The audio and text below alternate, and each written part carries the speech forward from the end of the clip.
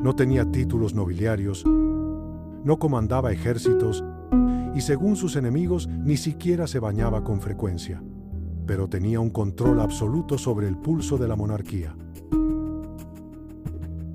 Tenía la capacidad de detener la sangre del heredero al trono y, con ello, la capacidad de manipular el futuro de toda Rusia. Para el pueblo era un santo. Para la nobleza era un parásito. Pero para la historia, este hombre es conocido como Grigori Rasputin, un hombre tan odiado que su asesinato se convirtió en la prioridad número 1 de la élite rusa. Un complot que empezó con una cena elegante y terminó en un caos que desafía las leyes de la biología. Hoy vamos a reconstruir la noche en la que intentaron matar al diablo. Para entender el final, hay que entender el origen. Grigori Yefimovich Rasputin nació y se crió en un pequeño pueblo de Siberia Occidental llamado Pokrovskoye, que pertenecía entonces a la región de Tobolsk, actual Oblast de Tyumen. Grigori fue el quinto de 9 hijos. Solo sobrevivieron 2, él y su hermana Feodosia. Nunca asistió a la escuela. Según el censo de 1897, casi todo el pueblo era analfabeto. En Pokrovskoye, el joven Rasputin era considerado un extraño, pero tenía un don, un magnetismo animal que las crónicas de la época describen como hipnótico. Se decía que podía mirar dentro de tu alma y ver tus pecados antes de que los cometieras. En 1905, ese magnetismo lo llevó hasta los salones de los Romanov, la última gran dinastía rusa. El zar Nicolás II y la zarina Alejandra estaban desesperados. Su único hijo, el heredero al trono, Alexei, sufría de hemofilia. Un simple golpe podía significar una hemorragia interna mortal. La medicina de la época no tenía respuesta, pero Rasputin sí. Nadie sabe cómo lo hacía. Algunos dicen que era hipnosis, otros que simplemente convenció a la zarina de dejar de darle aspirina al niño, que en ese entonces no se sabía que era un anticoagulante. Pero el resultado fue el mismo. Alexei mejoraba cuando Grigori estaba cerca.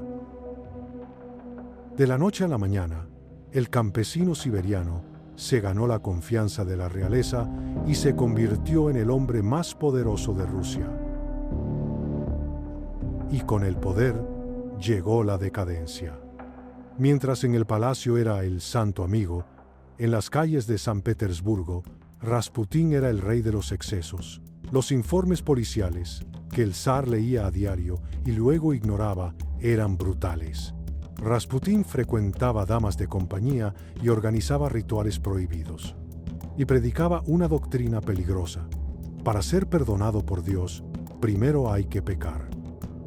Pero el problema no era su entrepierna, sino su voz. Cuando estalló la Primera Guerra Mundial, Rasputin comenzó a dictar nombres de ministros y estrategias militares al oído de la zarina. Rusia se estaba desangrando en el frente y el pueblo veía a la zarina, la cual era una alemana, y a un monje loco gobernando el país. La tensión era una olla a presión, y Rasputin lo sabía. Poco antes de su muerte, escribió una carta profética al zar que todavía pone los pelos de punta. En ella decía: «Si soy asesinado por simples campesinos, tú, zar de Rusia, no tienes nada que temer. Pero si soy asesinado por tus parientes, por la nobleza, entonces ninguno de tus hijos vivirá más de 2 años. Serán aniquilados por el pueblo ruso». El 16 de diciembre de 1916, el aristócrata más rico de Rusia, el príncipe Félix Yusupov, decidió que era hora de poner a prueba esa profecía. Yusupov no estaba solo. Lo acompañaban el primo del zar, el gran duque Dmitri Pavlovich, y Vladimir Purishkevich, un político de extrema derecha. Su plan era atraer a Rasputin al palacio con la promesa de conocer a la esposa de Yusupov, la bella Irina, quien en realidad ni siquiera estaba en la ciudad. Eran las 12:30 de la noche. El sótano había sido decorado para parecer una sala de estar acogedora. Había alfombras, vino y una bandeja de pasteles rellenos de crema de chocolate. Aquí entra el primer detalle de retención que la mayoría olvida. El doctor Lazavert, uno de los conspiradores, se puso guantes médicos y trituró cristales de cianuro potásico, un veneno letal. Los puso en los pasteles y en las copas de vino. La dosis era suficiente para matar a 5 hombres en segundos. Rasputín llegó. Estaba de buen humor. Yusupov, que estaba nervioso, le ofreció los pasteles. Rasputín comió uno, luego otro. Yusupov esperaba el colapso, el espasmo, la muerte, pero no pasaba nada. Rasputín simplemente pidió un poco de vino de Madeira. Yusupov le sirvió la copa envenenada. Grigori la bebió de un trago. Se lamió los labios y pidió otra. Pasaron 2 horas. 2 horas donde Yusupov tuvo que mantener una conversación trivial con un hombre que, según las leyes de la química, debería estar muerto hace tiempo. La desesperación empezó a filtrarse por las paredes del sótano. Arriba, los otros conspiradores ponían discos de Yankee Doodle en el gramófono para ocultar cualquier ruido de lucha. Pero no había lucha. Solo un monje bebiendo vino con veneno como si fuera agua. Yusupov subió las escaleras, pálido. Он не умирает. Он выпил весь яд и просит еще. Los conspiradores le entregaron un revólver. Félix respiró hondo y bajó de nuevo al sótano. Rasputín estaba de espaldas, mirando un crucifijo de plata.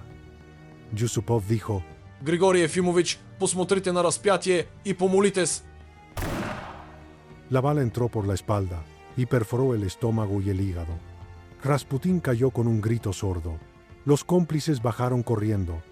El doctor Lazavert confirmó que no había pulso. La pesadilla había terminado. O eso creían. Yusupov se quedó solo con el cuerpo un rato, pero algo le inquietaba. Se inclinó para ver la cara de Rasputín. En ese momento, según el propio relato de Yusupov, el párpado izquierdo de Rasputín empezó a temblar. De repente, ambos ojos se abrieron. Yusupov dijo: era una mirada de odio infinito. Saltó sobre mí, me agarró del cuello y me llamó: Félix, Félix, mañana te colgaré. Rasputín, con una bala en el cuerpo y veneno en las venas, se puso de pie y empezó a subir las escaleras del sótano. Yusupov, aterrorizado, huyó gritando por ayuda. Rasputín salió al patio nevado. Estaba escapando. Si cruzaba la puerta del palacio, el plan habría fallado. Purishkevich, el político, salió tras él. Disparó una vez. Falló. Disparó otra. Falló. Disparó 2 veces más. La tercera bala le dio en la espalda, la cuarta en la cabeza.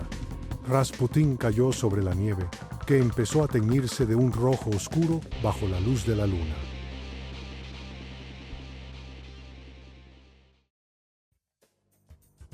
Lo que siguió fue un desastre logístico. Estaban tan asustados que olvidaron atar pesas al cuerpo correctamente. Envolvieron a Rasputín en una cortina pesada, lo metieron en un coche y lo llevaron al puente Petrovsky.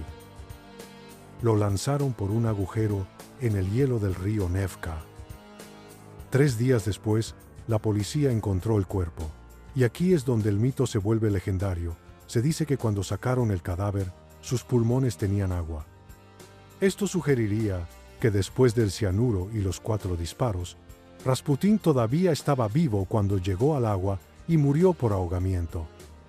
Sin embargo, los informes de la autopsia moderna son más escépticos. El doctor Kosorotov, que examinó el cuerpo en 1916, no encontró agua en los pulmones, pero sí encontró algo extraño. El brazo derecho de Rasputín estaba levantado como si hubiera intentado liberarse de sus ataduras bajo el agua helada. ¿Cómo sobrevivió al veneno? La teoría más aceptada es que el cianuro, al mezclarse con el azúcar de los pasteles y el vino, tuvo una reacción química que neutralizó parte de su toxicidad. O quizás, Rasputín sufría de una gastritis alcohólica tan severa que su estómago simplemente no absorbió el químico. Sea como sea, su muerte fue el último clavo en el ataúd de la monarquía rusa.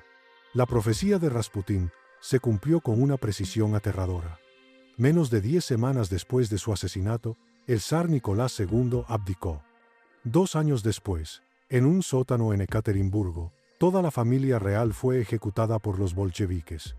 Rusia cambió para siempre, pero el fantasma de Grigori nunca se fue del todo. ¿Fue un santo? ¿Fue un demonio? Nadie lo sabe. No te olvides de comentar qué te gustaría ver en el siguiente video.